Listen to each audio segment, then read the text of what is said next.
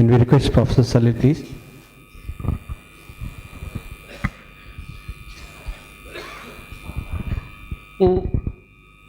Good evening, friends.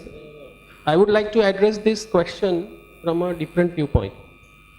See, as a geographer, for me, rural is just a geographical connotation.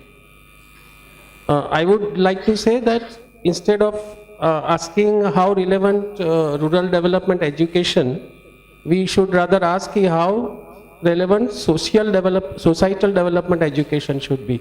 Because in our development scheme of things, urban areas are also included. But as we know that there are more problems and more issues or more complicated issues with respect to rural sector, the relevance of rural education, rural development education is never going to cease. And there are two logic to this. One is that our audience are going to be specific. Our audience are going to be communities that are resourceless or resource-starved at one level and that are exploited, denied their rights, abused even, or as you were saying that they are powerless. So our audience is going to be specific, whether we consider the next 10 years or even the years after that. So that we must orient our students to be.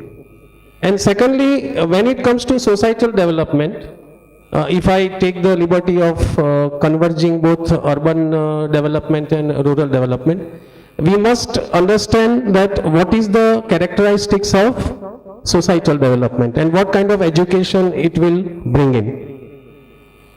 So I'll just briefly tell you my views about this, that what is development education then? One is that the belief in the cause of development, which is social change rather than economic development only. Secondly, unfortunately or fortunately, our rural development education is value loaded. So we will have to orient our students about the values and the ethics of whatever we are going to do as rural development. Third, it involves social obligations. So we must believe in social obligations if we were to continue an honest approach to rural development education. And this means that not only contribution to self-development but also contributions to the societal development. Point number 4, as someone said that that which can be taught is not worth learning. So this is the importance of self-learning, and rural development education is the only education system, I would say, where self-learning is the most important, especially with related to your interactions with the society, with the communities. And the last point, there has to be a continuous connect with what is happening around us.